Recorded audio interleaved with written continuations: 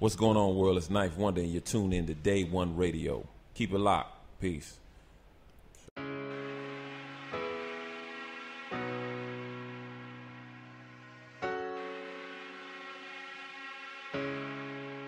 The business.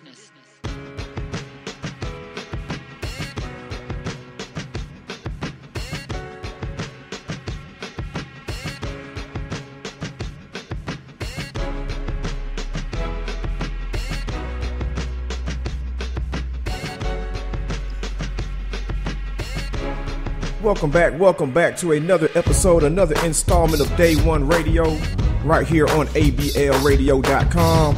That's Art, Beats, and Lyrics Radio to be exact. Make sure you download our very free, our very accessible smartphone app for your Android and your iPhone devices. My name is Maurice Garland. I am one of your co-hosts, and to my left I have Nadine Graham at MadFreshDaily, MadFreshDaily.com. To my left is Brandon LSK, the world famous VP. And when on the day we recording this, it is the day after one of the most glorious days in the history of the Bay Area, where the world champions were crowned. The 2014-2015 Golden State Warriors. How about it? Can we get a hand clap for that? That is the loudest I ever heard you talk on here, man. Your voice is louder than your shirt right now, bro. Hey, man, that's all good, man. But hey, we also got our fourth team member in here today with us too, man. We do. Mr. We're going to start calling him Mr. One Music Festival. Now, I seen the name on the flyer, big and bold. Hey, buddy. I'm just excited. I told you it was going to start moving when we sat down a few months ago. Yeah, you said it. Yeah, you know what I'm saying? It's all good. Talent rises to the top, brother. Yeah, you also said that the Warriors going to beat the Grizzlies, and that was prophecy that I didn't really like. Oh, it happens, man. It happens, bro. I think Grizzlies fans need to worry about if Tony Allen and Gasol going to re-sign. Marc Gasol ain't going nowhere. Tony Allen maybe. Marc Gasol. I'm tripping. Not Tony Allen. Mike Conley. Oh, yeah. We'll cross that bridge when we get to it, I suppose. Definitely. And Wally brought in the guest on Before Serato that's going down tonight. Unfortunately, when y'all hear this, you will have missed it, but you can get it next month. Yeah, you can definitely come next month. Yeah, every third Wednesday at L Bar. Most definitely. But it's only right you introduce him, Wally. So, yeah, we got this guy. He's a cool dude. He's won a Grammy. You know, he teaches at Harvard, teaches at Duke. He's a scholar. He's a pretty good DJ. You know. And he's just all around good guy, man. You know, if you want this my man, Knife Wonder. Yeah. How you doing, brother? Hey, man. What's going on? I think Knife Wonder got a better radio voice than any of us. Word. Quiet storm up in there. So, I mean, like, Wally kind of told me, like, how you found out about his party, but I want y'all to share that with the listeners, because, like, Wally, you've been doing this party for quite some time now, and... Yeah, I started doing this thing probably around February of this year, so I'm 5 months in now, and I was hanging out. I was hanging out with you one day when it happened. I was with you. Okay. And I got a text from Knife. He said, "Hey, man, when you gonna let me come DJ your party?" I said, "Bruh, when you want to come DJ my party?" Right. And that was it. That was pretty much it, man. You know, he reached out, and we figured out the right date, and here we are. That's dope, man. So, I told you, how do you keep track of all the stuff that you do, man? Like DJing, teaching, producing, running a record label, like that's a lot of stuff. You know, it'd be difficult if I was a plumber, an electrician, and a maintenance person, or a bus driver, and a lawyer. You know what I mean? Right. Yeah. A lot of those things, they don't have a lot of. They're all jobs, but they're not linked. Well, maybe the maintenance man. You know what I mean? But for me, everything is music. You know what I mean? And everything has a brand to it, whether it be the label. What I teach at the label and what I teach in the classroom, and the things that when I spin and DJ, they all are aligned. They all are in the same umbrella. So that's how I kind of keep up with all of it. I know what my brand is. I stick to my brand, and I just put my brand in different places. Like basically, it don't feel like work when you're doing what the hell you want to do. Basically, Nah. I mean, it's work now. Yeah. You know what I mean? Some people kind of get that confused. They think that we, as artists and people that do things we want to do for a living that we love, they think that it's not work. It is work in a sense of it takes time, it takes energy, it takes a lot of patience. But I created this. Nobody else created it for me. So, yeah. Good stuff, man. So I mean, it's like a lot of people got introduced to you obviously as like 1/3 of little brother, but I mean, in the last like 5 to 7 years, like you've become all the things that Brandon brought up. Like, what was the like turning point for you to become all of these things? Like, was this a gradual thing? Were these things that you was already planning and dreaming of before you even got in, to the group situation? Like what was the turning point for all of this rebranded Ninth Wonder stuff, so to speak, man? You know what, man? All of these things are an extension of me as a kid. You know what I mean? I was into music as a kid. I always believed in education. My mom has been a teacher for the last 40 years. Shout out to teachers, bro. Yeah, bro. The real heroes, right? That I always like people. So it takes a lot of that to become an educator and collegiate ranks. It takes that to become a label head, an independent label head. Yeah. There's no in between me and them. It's me and them. Yeah. You know what I mean?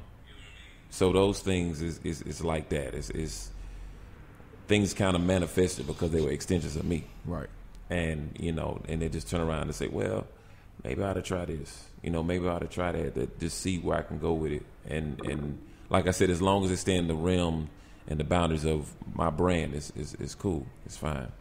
Now, what are you teaching at these colleges, man? I mean, you see blurs that like Ninth Wonder's teaching a hip hop course. Ninth Wonder's teaching a this. Like, what exactly are you like teaching at these colleges?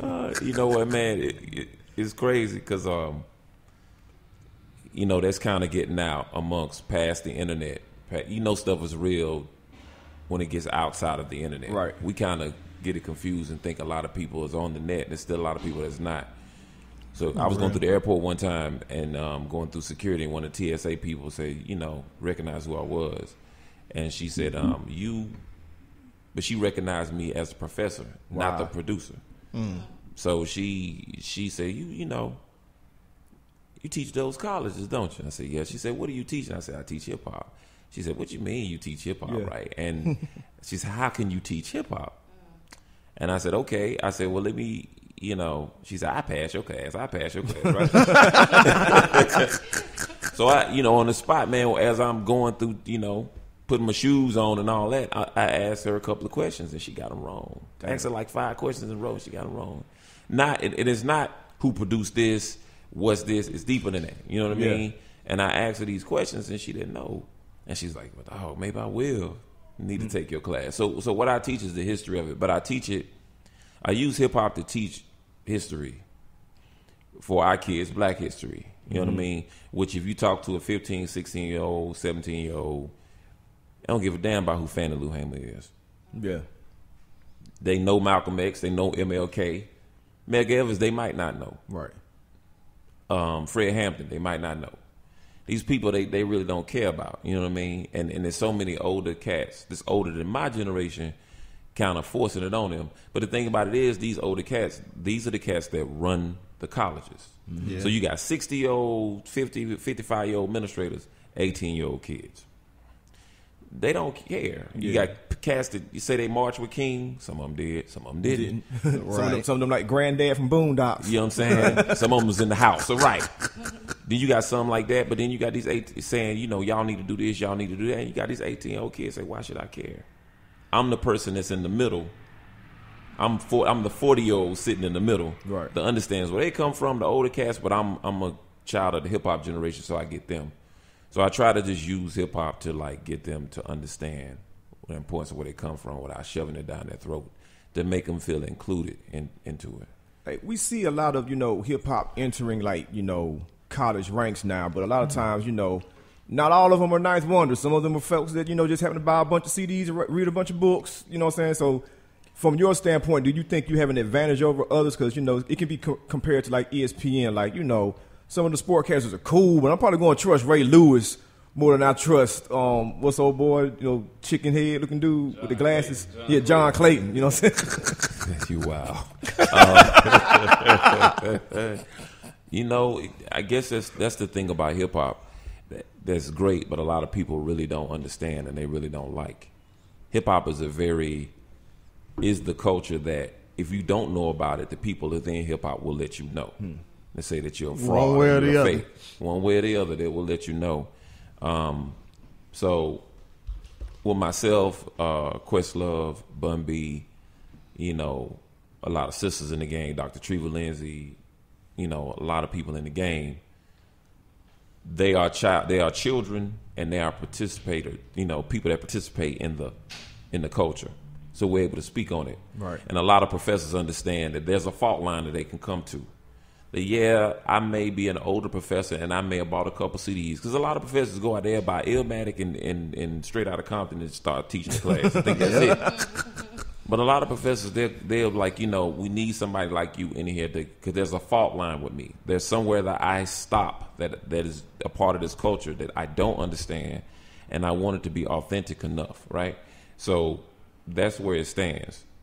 A lot, and I try to tell my brothers and sisters, come on, man. It has nothing to do with color either. You know what I mean?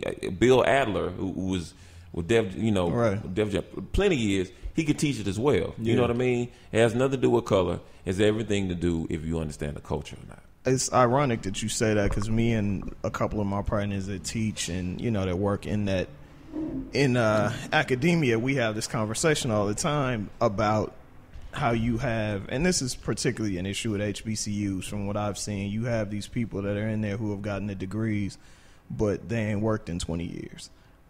Whereas it's people like us who some of them have, wiggled their way into the system, but it's a lot of people who have the know-how, have the knowledge to teach and are actually active, and they try like hell to keep us out of that system.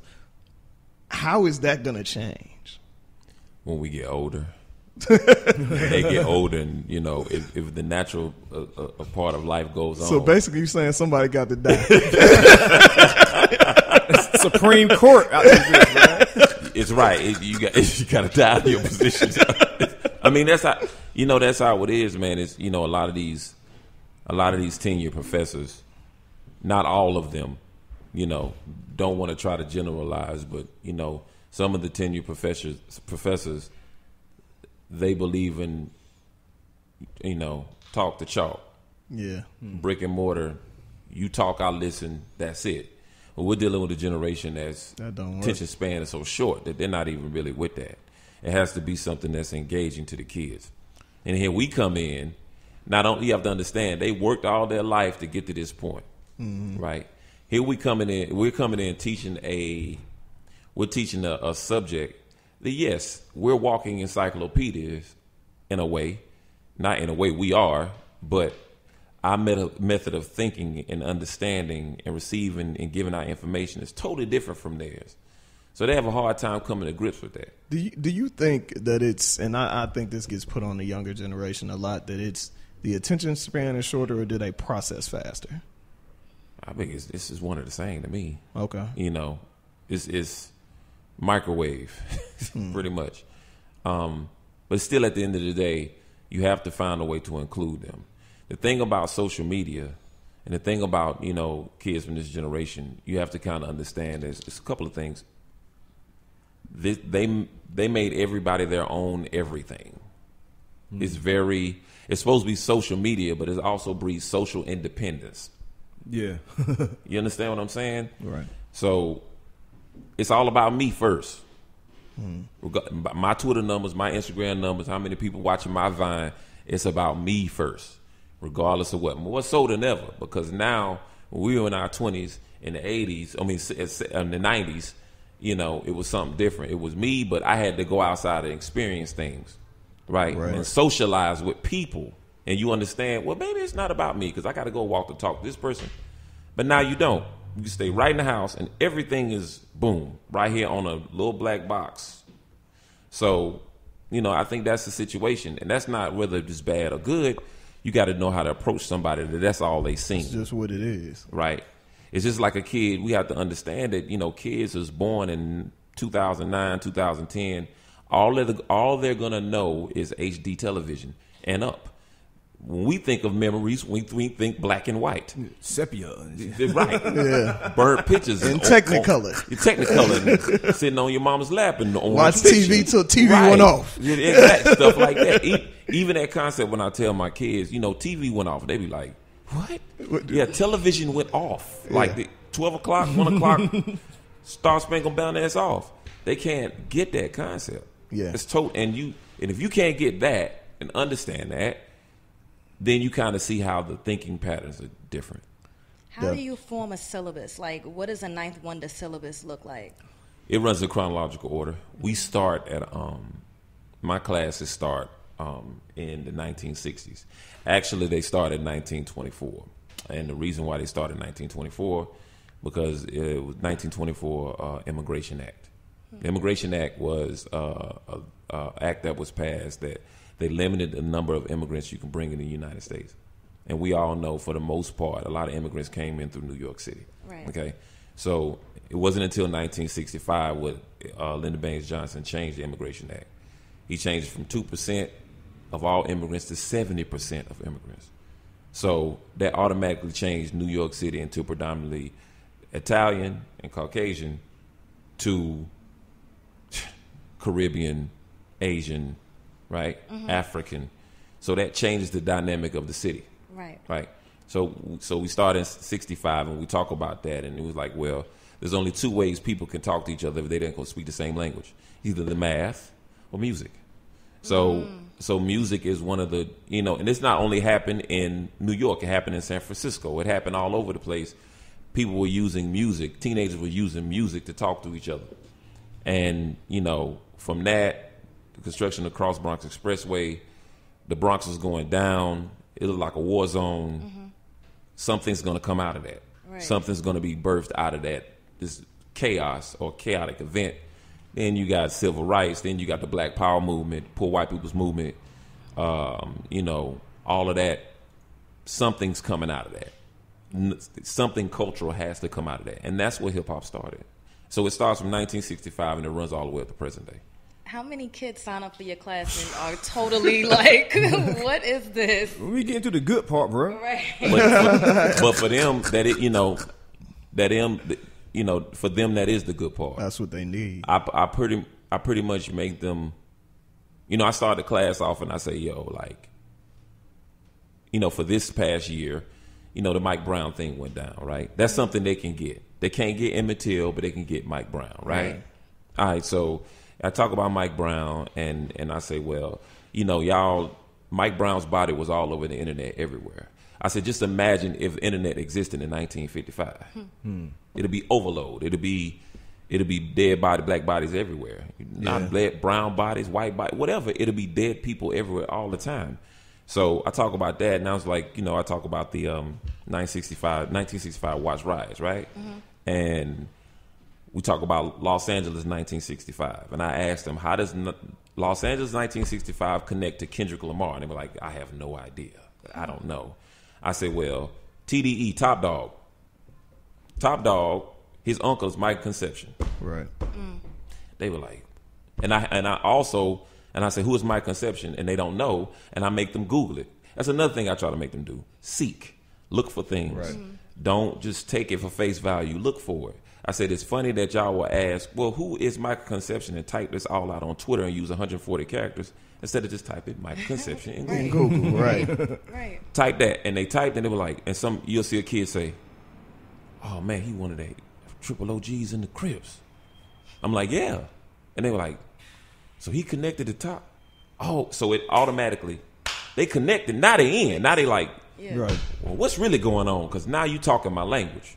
And that's how I get them first day, just So like that. essentially, in an indirect way, you're teaching them either to use or to gain critical thinking skills. Right. Gotcha. Don't be a dependent of social media. Right. Be a user.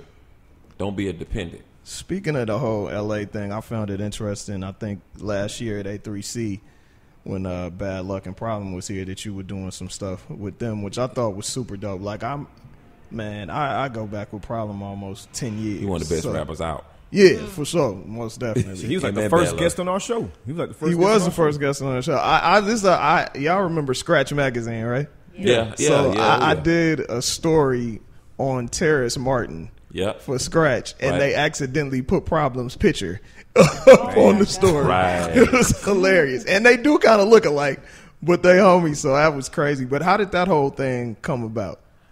Man, how did I make? Well, Terrace Martin was on, the Wonder Years, my album I put out in 2011. Oh, that was one of my favorite tracks too. The He one was that a- he was on. He was on the joint. We Oh, started doing man. these things with his. He was doing these songs with a one by the name of Debbie Dev, right? David Day, the homie. Yeah, and Terrace Tuesdays, and I had another partner of mine that kept saying, "Man, you need to get with Terrace, man. You need to get with this dude. You need to get with him." So we finally hooked up, and we just jailed right off the bat. And he was like, "Man, I want to put Problem on the record," and that was my first time hearing Problem, right? And I was like, "Oh man!" But the time he was on Wonder Years to the time I heard him again, the time me and Problem worked together again was he was on Rapsody's DJ drama tape, She Got Game. And he was on that. And he had totally blossomed into something else. I was like, man, he is nice. But let Problem tell it, he wasn't rapping over the type of beats that I make, if there's such thing as a type. But he wasn't he wasn't rapping over that. He was rapping over, other type of beats. Yeah. And I was like, man, you could bro. He can rap over anything. Oh my God! Like it's an incredible MC, man, and he's just so nice with it. He don't even understand how nice he is. 'Cause at the end of the day, he said, "I want to make records. I want to make records, big records, but just the art of rhyme. Oh man, it's like you don't need to teach him nothing." Like, how often do you encounter that, man? That whole my type of beats thing. I don't know if I can rap over your type of beats. All the time. In the past 15 years, it was funny.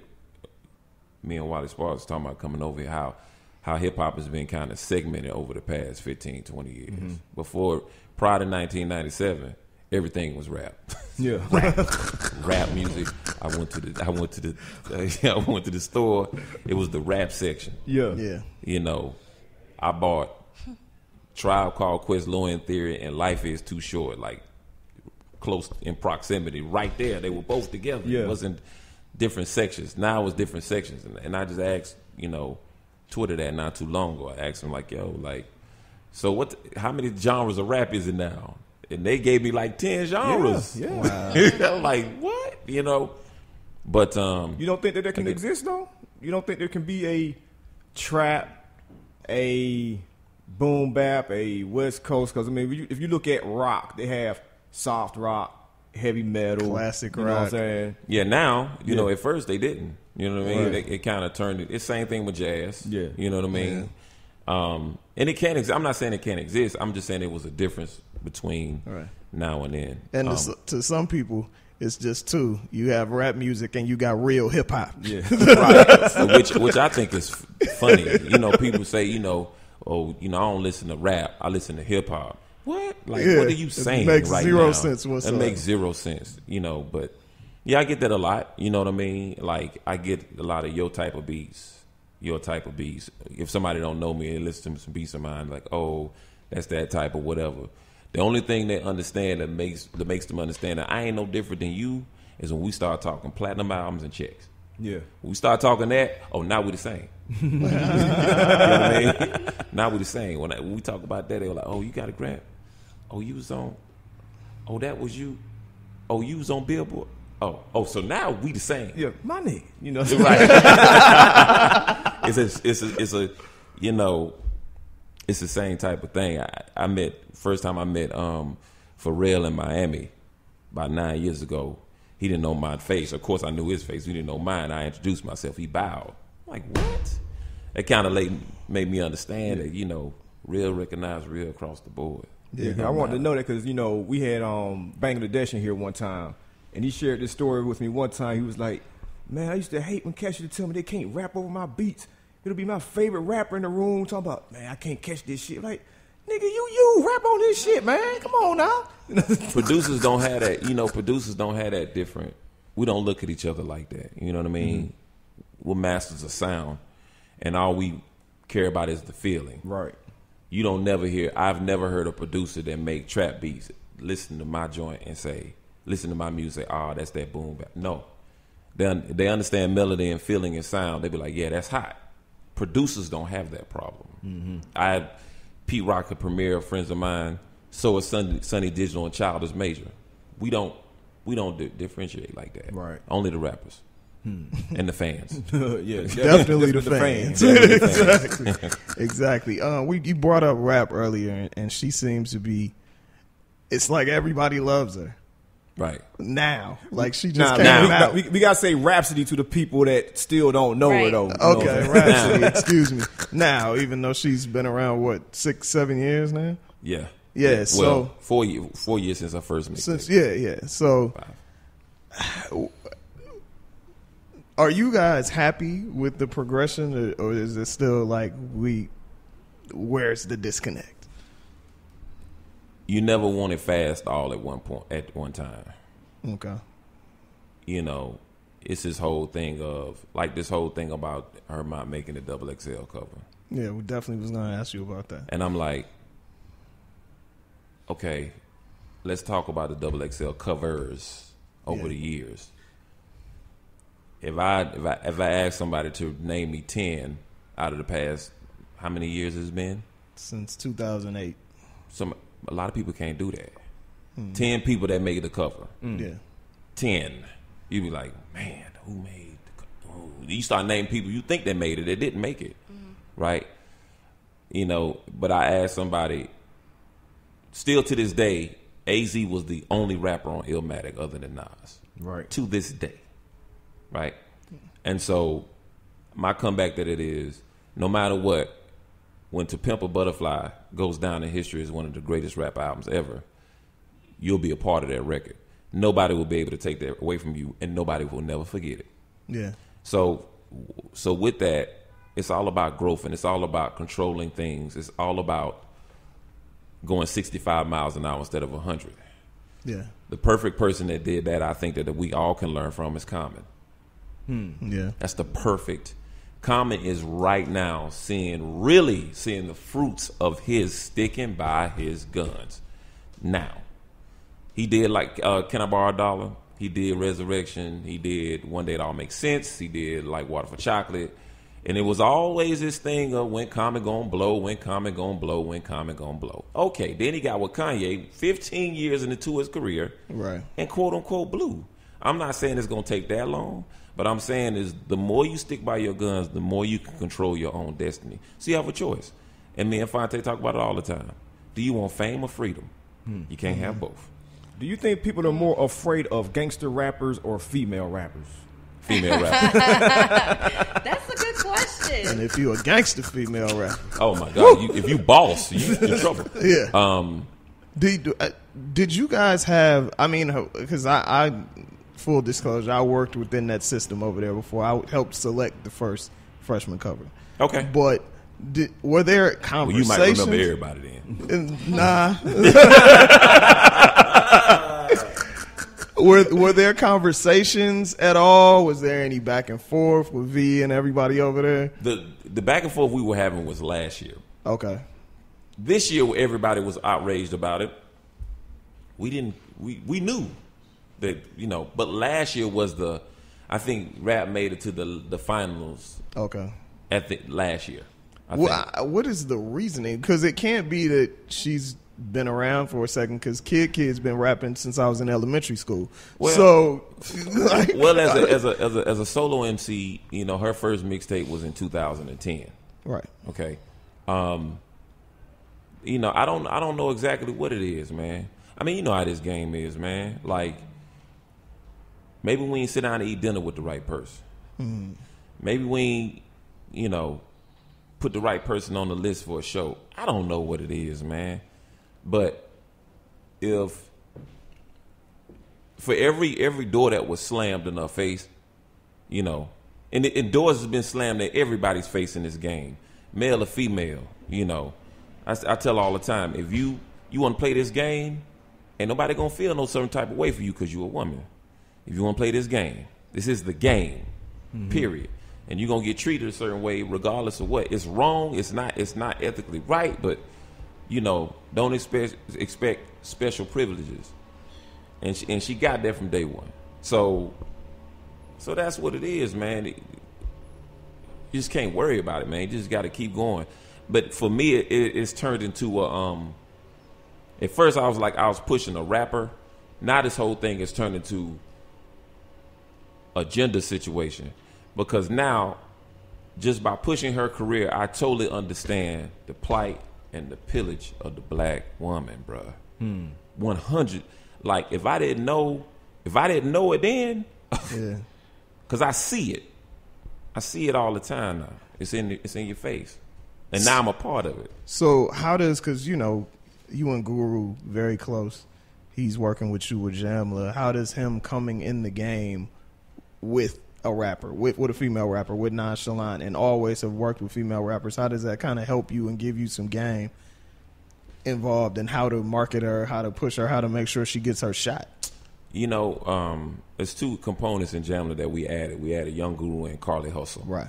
From the Young Guru side, Young Guru I just gave him my office. He always been in my ear. He's been in my ear since the Black album. Gotcha. Like, he be the person I always tell dudes, look, man, I tell anybody, have your council of people that you call and talk to all the time before you make decisions. Just don't make rash decisions. That's Young Guru. That's David Banner. That's Fonte. That's, I'll just call and be like, look, before I say something stupid. So Young Guru, the musical side has been Young Guru. So I just made it official with him as opposed to, something he's just been giving me, just past couple years. He's the Young Guru and Carly are closer to the industry than I am. I'm known as the person, the kind of mythical beast that don't fool with industry cats, and they know it. Right. It's like North Carolina, like Narnia, man. Like nobody. You know what I'm saying? It's like I'm gonna come down there and see you, man. I got to get down there though. Like, you got to walk through the wardrobe and walk through the woods, and right. That's how it is. We have airports, Yeah, we have airports, but Young Guru and Carly Hustle are the two that's always in the mix. They both live in the tri-state area. Guru lives in Jersey, Carly lives in New York City. They always are close to the people, and they know that I don't want to be close to the people. Well, I want to be close to my people. I feel you. But I don't want to be close to those people, and those people know it. I feel you 110%. 110%. Wally, you was going to say something? I heard you refer to rap as your franchise player before. Yep. And every label got one. Yeah. And what was it about her that you saw early on? Because usually you can pretty much tell, that's going to be I can see something there. Rap used to, and she still do. The studio is in Raleigh, North Carolina, Bright Lady Studios. And one time Rap went to her apartment and came back with a bag. Rap was one of the reasons, not the only reason, but Rap was one of the reasons why I put a shower in the studio. I'm like, your ass ain't going home. Because I come back and she's still in there. And I'm like, you been home? Nah. You ate? Nah. All right. Come back, same clothes. So she then went home and got a bag. Soon I put the shower in there, she went home and got a bag and stayed. Stay. And I'm like, dog, to the point I'm like, man, you gotta go somewhere, man. Go out. Something. Nah, because always on Twitter, always reading blogs, always reading criticism, always. And the thing about people don't understand about rap is she played point guard in high school. So she understands the sports mind frame of shooting jumpers, shooting free throws, dribble drills. She treats that like rap music and lyrics. So she constantly trying to get better. How can you not put a franchise tag on somebody that's like that? Because we all dealt with artists before. Right. Yeah. How many times do we tell artists that, look, you have to work. It ain't because you just nice on the mic. It's much more than that. You have to work. But you ain't got to tell her that. You ain't got to tell her to work. what I think is interesting, even in you speaking about like her work ethic and the way that she was in there, is because I think I seen an interview once that she was talking and she said she saw that you was in the studio till like 3-4 o'clock in the morning. So she was like, I gotta be in there longer than him. Like if he in there at 4 o'clock, I'm not leaving till 10. Right. And then even with you and the fact that you were like influenced, I want to say it was Primo that you were saying he did like 25 beats a week, and he was like Pete Rock. Yeah. He said you got to do 30 by Thursday. 20 beats a week. He like, I read it. He was like 20 beats a week, 25 beats a week. I'm like, what? Right. I gotta outdo that. Yeah. I'm a big sports fan. Yeah. And the person I learned that from, although I wasn't a big fan of his, I respect his game, and I pick him in my starting five any day of the week. Is Karl Malone. And Karl Malone said, when I'm not lifting weights, somebody else lifting weights. And I kind of took that and put it in a sports sense. I mean, in a music sense, and said, that's what I got to do. I have to outwork, and cats tell me all the time, man, you work like you ain't made it. Ain't no finish line, bro. What you mean? There's no finish line in this. So it kind of spills over what Wally Sparks doing down here at the L Bar. It's nothing for me to call up somebody if they're doing exactly what I believe in as far as keeping the music the way it is, not necessarily the way it is, but like there's a thing going on with DJs. There's a lot of DJs my age, they coming to me now and say, man, I'm tired of playing this stuff, man. Let me come play at your party. And it's popping up in different cities. It's 95 Live in North Carolina. It's his event at L Bar. Before Serato. It's the Boombox joint they got in Boom Bap. What's the joint they got in? Yes, it's like we're all in the same game. So why no matter if I got this and that, look, man, we got to keep this thing going. You know what I mean? So, that's the thing, biggest thing about rap. But I will tell you this though, and I said this today on Twitter. If it was a man, wouldn't nobody say nothing. If I was pushing the dude like this, then it'd be, oh, you just holding your mans down. What has it been, Knife Wonder? What has it been for you? I'm serious. Man. I want the rundown. It's been everything, man. It's like, why you pushing that girl? Why you standing for that girl? Why you this? And I see, no offense, I see my brother Khaled hollering, we the best about Ace Hood, and they his rappers. Yeah. Rick Ross talk about his rappers. Why should I talk about any less about my rapper? Because she's a woman. Right. But again, that goes back to the gender fight. That is a gender sexist reply. It has nothing to do. It's everything to do with sexism. It has nothing to do with skill. Nothing at all. It's. I told her to watch 2 movies. I told her to watch G.I. Jane. Did you really? Have you ever seen G.I.? You seen G.I. Jane before? Oh man, it's a movie. I saw it a long time ago. It's a movie about a woman becoming a Navy SEAL.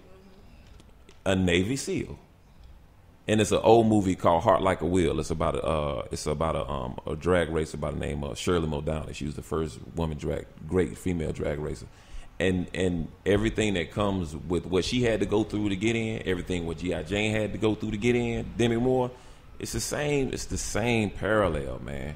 It's the same parallel. How much do you think the Lauryn Hill factor plays in this? Because it seems like for a while, if you were not Lauryn Hill or sounded exactly like Lauryn Hill, the world did not want you as a female MC. I thought you was going to say something else. Oh, no. You was going to say they don't want to put her on because they think she might go crazy. No, not that. You see, that's them. That's them too. What? That's what I thought you was going to say. I be on my best behavior. It's real spit. Actually, man, it's been the other way around. The world did not want to hear you unless you took your clothes off. For the most part. And to be honest, as much work as she's done, as much work as, we pushed or whatever, if she didn't get on this Kendrick Lamar, we still probably be in the same boat. Yeah. You know what I mean? It's crazy. Like, we haven't talked about her on the show in a while, but like I think all 3 of us, a woman MC that we like a lot out of New Orleans, 3D Nate. Right. And it seemed like as soon as she signed the deal, the buzz just stopped. You know what I mean? Like, she was everywhere. And now it's just like, what's going on? And she has, she's very attractive, has a nice body, but she has a lot of substance. And she can rap. She can rap for real. She can rap.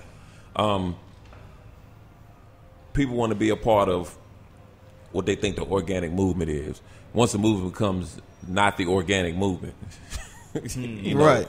Once it seems like you become a part of the establishment, then it's like, Yeah. you may gain a whole different fan base, but in heart of hearts, that ain't the fan base you want.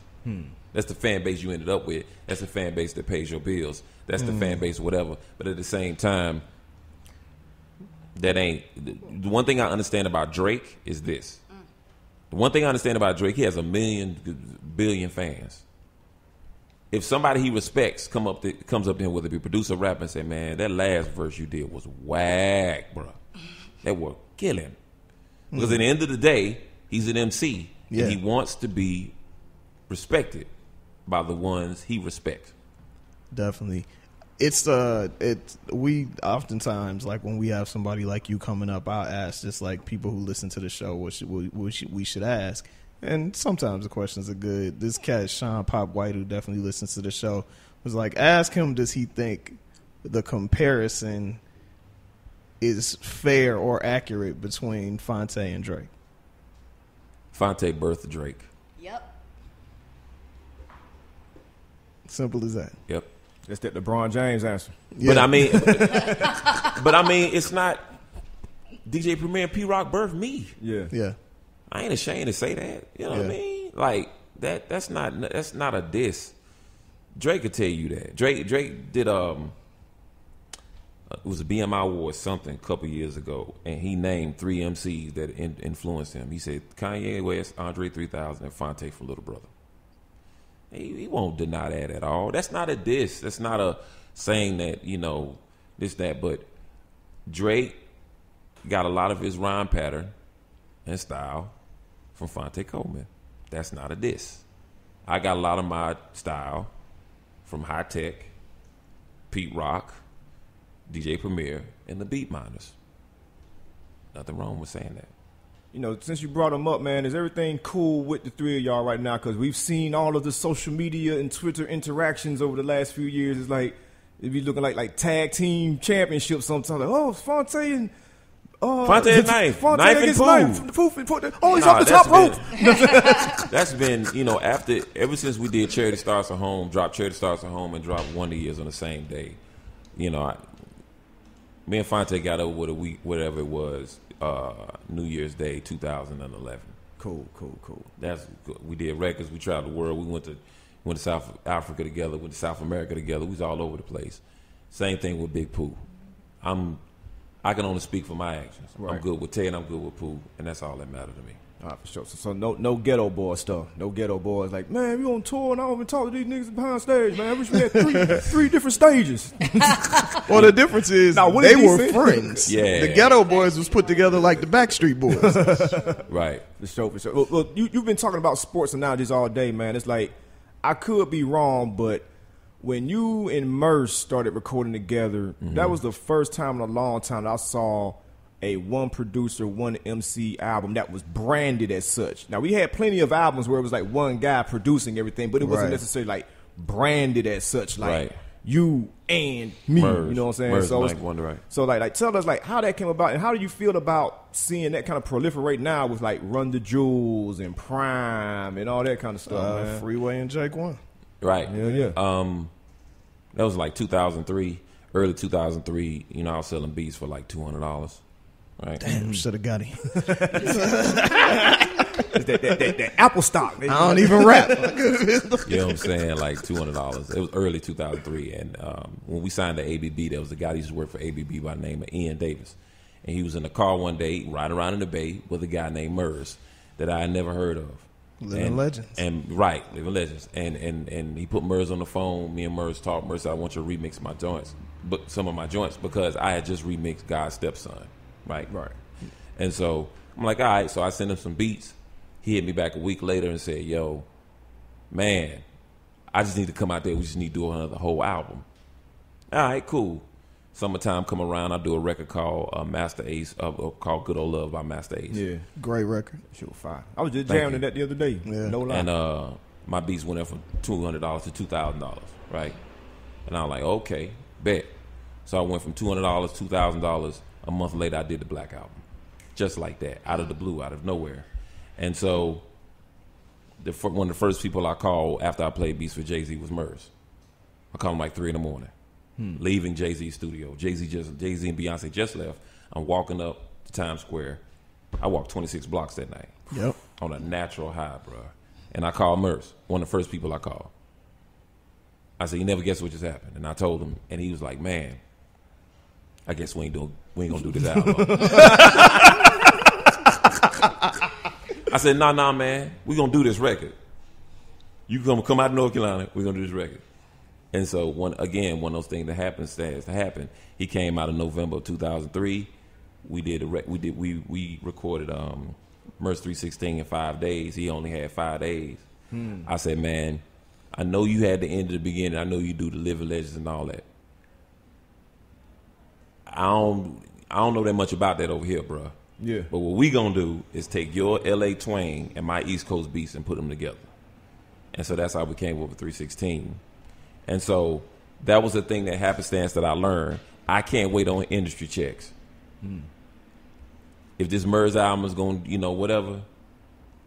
Then next thing I did Genius after that.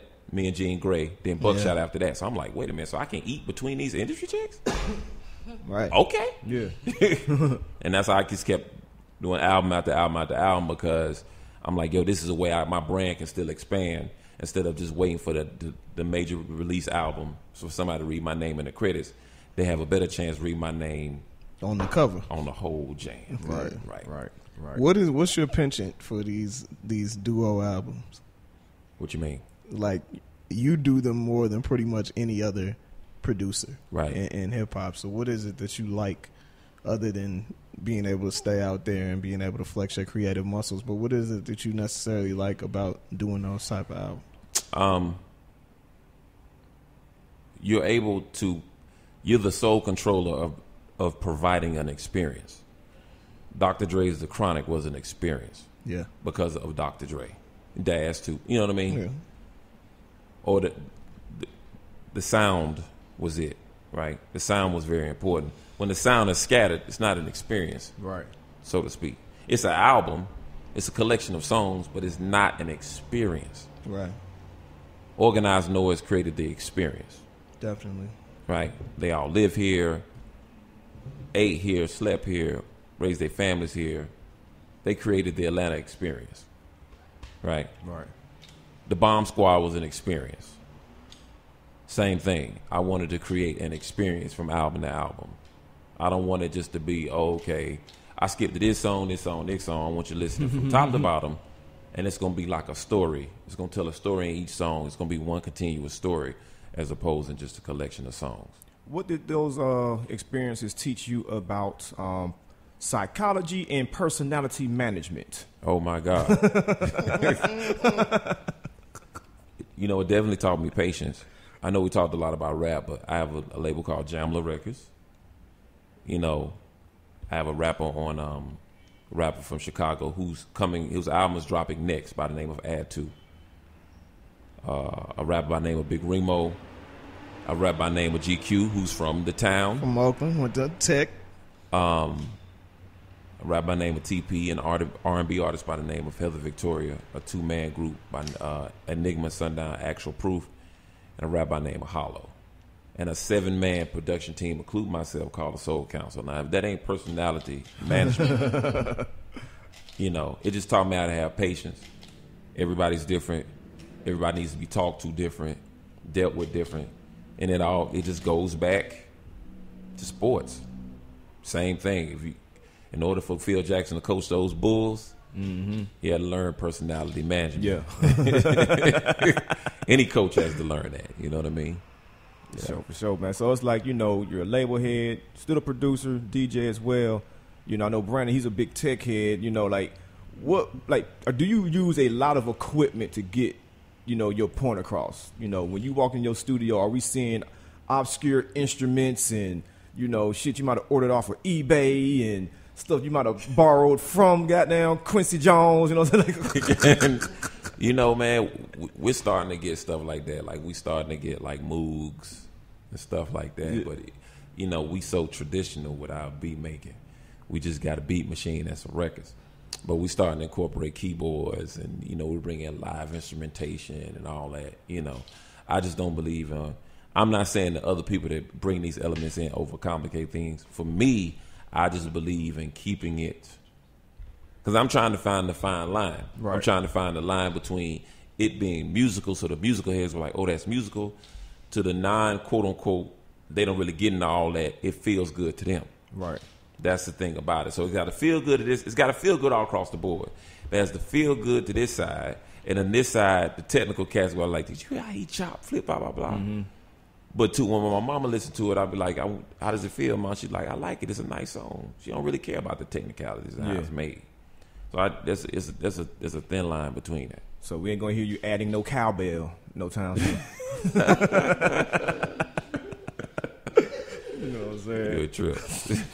So it's like, what are your thoughts on, like, indie rap? Because you were just talking about how you, pretty much fell in love with the sport and the idea of eating between those industry checks. Mm-hmm. Like, how do you feel about, like, indie rap right now, as a business and as a sound? Because one thing I run into a lot, especially here in Atlanta, like, the jargon and the definition of things kind of get blurred. Somebody can say, oh, yeah, I'm an independent rapper, I'm underground. I'm like, bro, your shit sounds just like what I heard on the radio, though. Yeah. You know what I'm saying? So it's like, how do you feel about, like the indie / underground scene right now? The name underground, or the term underground, has been changed so much over the past 25 years. First, underground meant, and should always mean, that you're an independent artist and nobody's ever heard of you. Or people around your way might have heard of you, but, everybody else might not have. Yeah. NWA was an underground group.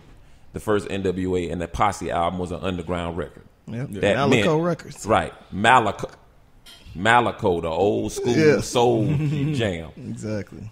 That was an underground record, because they were selling it off the street. Had nothing to do with the sound. Had nothing to do with they talking positivity or burning incense. It just meant that they was, let's keep it real. Yeah. It just meant that that's what it was.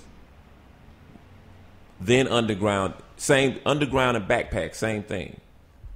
Black Moon wore backpacks. Yep.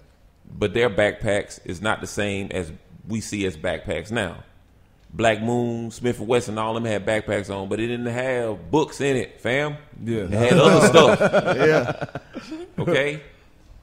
So, but once we get to 96, 97, and a label comes into fruition called Raucous Records, that's when everything changed. Now underground turns into a sound instead of a place. Oh, no, a sound instead of a status. It turns into, oh, you conscious, you this. Same thing with backpack. Backpack and underground. Oh, you conscious. Oh, you this. Oh, you that. Oh, you talk about Africa. Whatever that is. Yeah. It came with that. You know what I mean? So then we get on a little bit further.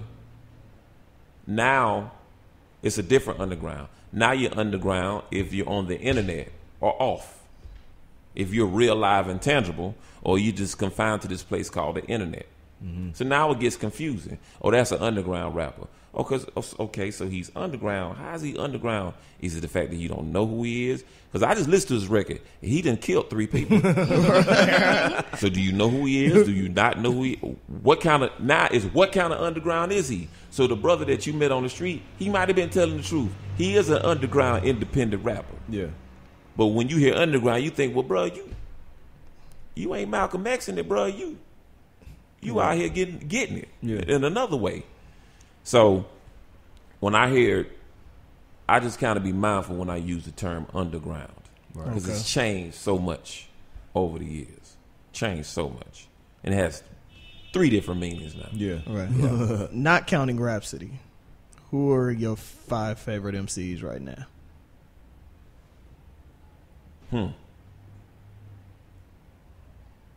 Problem.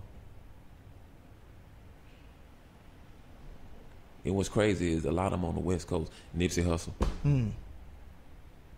Like, Nipsey Hussle is one of my favorite rappers. Yeah. Favorite rappers. And we're talking about, present day. Yeah.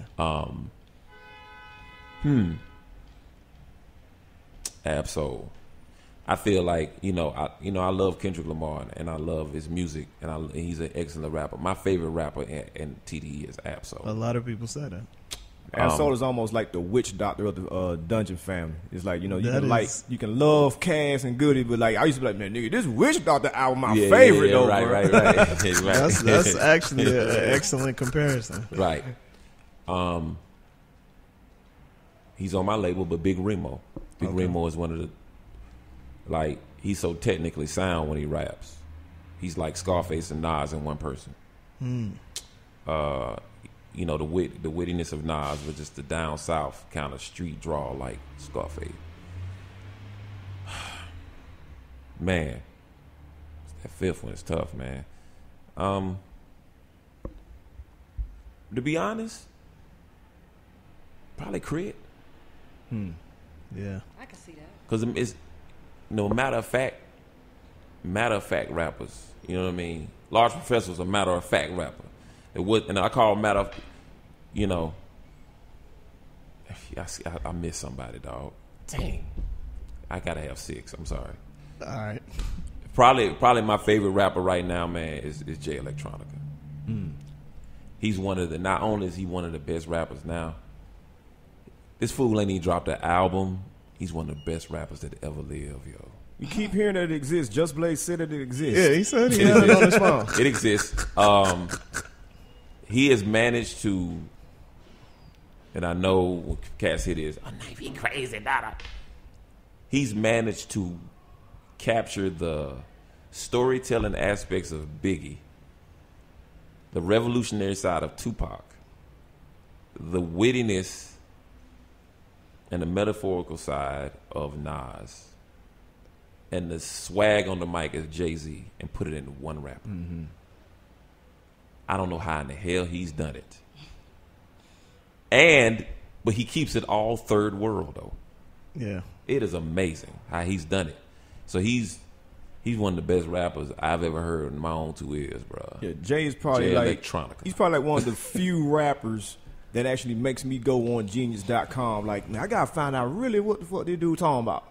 You know what I'm saying? Like that verse he dropped on that Common remix with him and Vince Staples. Yeah, I was like, man, it sounds like he's spitting some mathematical astrology on this. I have to go find out what he's saying. But see, the thing about it is he has the knack of doing that, but capturing the cats in the street, you don't care nothing. Like, you can play Jay Electronica for a bunch of cats who don't listen to none of that. Yeah. And they say, and I quote, and that nigga spits some real shit. He's saying something real because it's the New Orleans factor that he has. Yeah. He's from New Orleans, and the first 16 bars of Exhibit C is everything. It's a Bible. It's a sermon for church. You know what I mean? It's crazy, dog, how he's done that.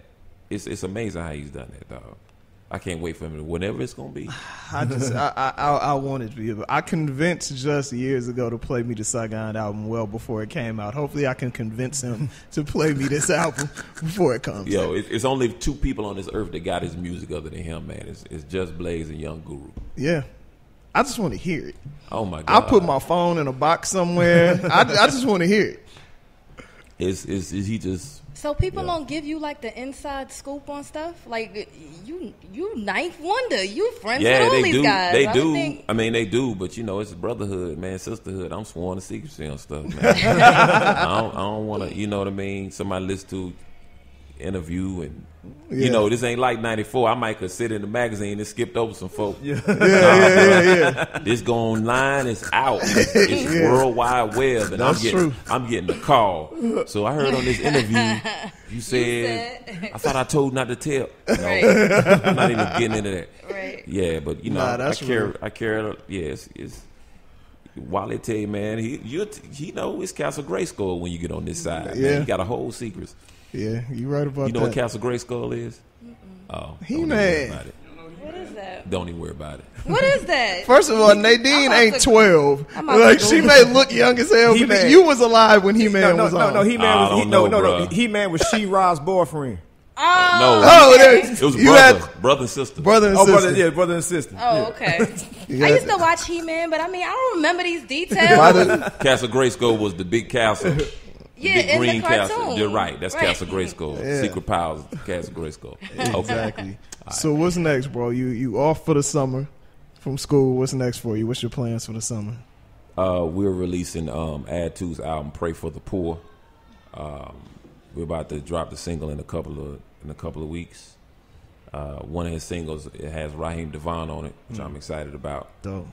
Very Friend dope. of the show. Good friend of mine too, man. Yeah. Friend of mine. He's one of the brothers again that people that you can call His brother. guy. Phil Ade. Dude, he raw. Yes, sir. You feel like they wrong. Yes, sir. Yeah. So, working on that. Big Remo's album is coming after that, called Hero. As far as I'm concerned, just, on the solo tip, I'm putting out a beat tape in October. I put out beat tapes not just to get beats off my computer, man. I don't want it to be I lead as Earth crazy. and then people can't even find Yeah. the beats I got just stored in my computer. Whether you like them or not, just take them and I release them at a time along with some new ones.